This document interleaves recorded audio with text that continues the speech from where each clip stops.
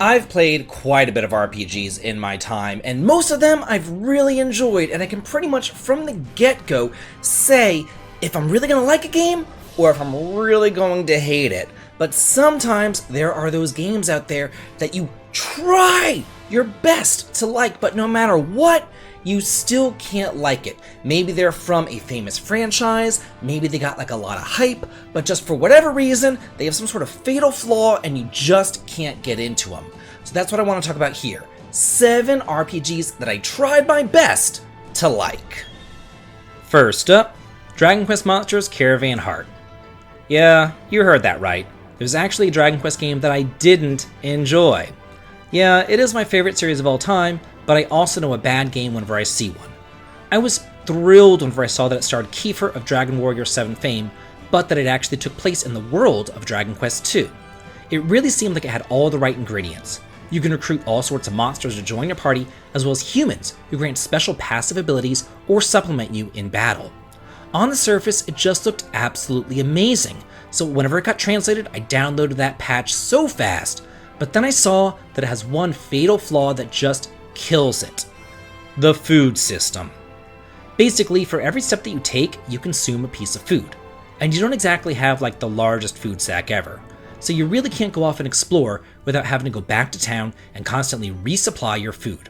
And if you run out, then each step basically acts like poison and you start losing HP.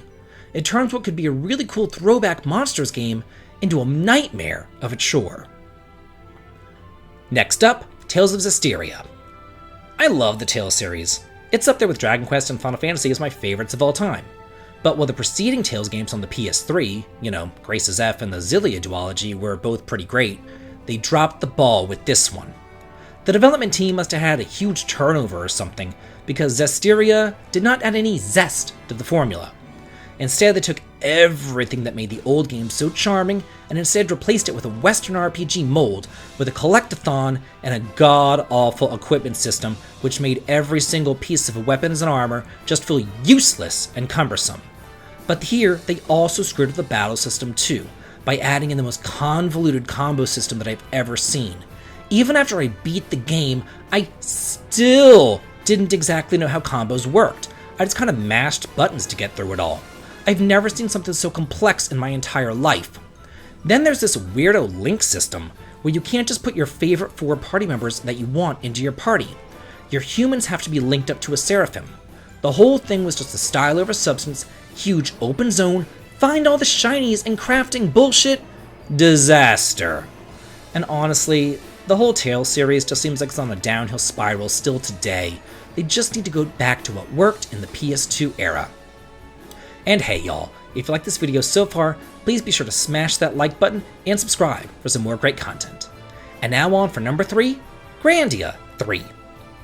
I loved the first 2 Grandia games. They were full of joy and charm, and they had some of the best characters that I've ever come across in gaming. But what really put it over the top was the fun, active, turn-based battle system, where you can cancel enemies' attacks and where positioning mattered. There was also a neat, cool magic combination system too. And well, yeah, Grandia 3 had that great battle system.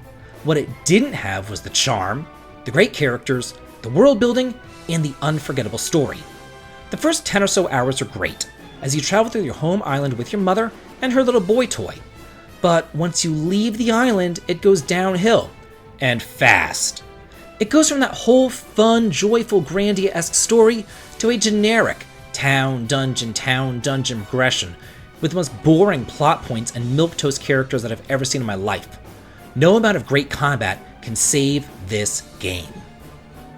Number 4, Suikoden III. There was a time back on the PS2 when JRPG developers seemed to unanimously decide that longer games automatically meant better games. Suikoden 1 and 2, though, they weren't exactly known for their length. They instead told tight-knit stories of love, family, friendship, betrayal, and loss. They were short, sweet, and to the point, and it worked in their favor.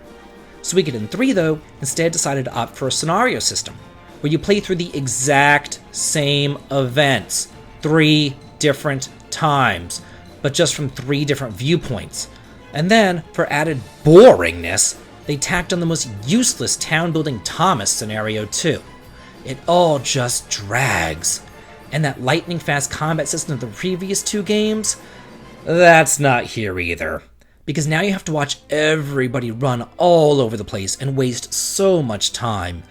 And yeah, you'll still have 6 characters in battles, but they changed it so that you kind of have to partner up, so you really only get 3.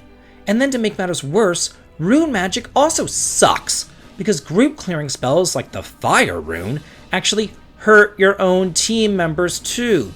So for the most part, you don't end up using it, and you just end up picking off each enemy one by one in this over 100-hour slog. Number 5. The Legend of Dragoon. I know that I'm going to get hate for this, but I don't care. I can only be honest. Back in the day, this was advertised as Sony's Final Fantasy killer. It was advertised as being better than Final Fantasy VII, and it was going to be the game that put Squaresoft out of business. Yeah, they actually wrote that. But instead, what we got was an overhyped, graphics over quality, self-fat fest with an egregiously horrible translation, laughable voice acting, and the most overblown, slow combat I've ever seen in my entire life. I mean, in order to really deal any sort of respectable damage, you have to hit every single addition you possibly can, because despite what their name implies, additions don't actually deal additional damage to your base damage. The way that it calculates, basically, your base damage is nothing, and all the extra damage is in the additions. So you'd better get really good at them, because there's no way around it, because magic is very limited too. You can only use magic whenever you're in Dragoon form, and that's few and far between. It's just so dumb. Not to mention the smallest inventory limit I've ever seen. I swear to God, there were larger item sacks back in the NES days. The whole thing's just a dumpster fire, and I don't know how it has any sort of following to this day. Number 6. Final Fantasy VIII. Speaking of dumpster fires, around the same time as Legend of Dragoon, we got this masterpiece, and it suffered from many of the same things as Dragoon.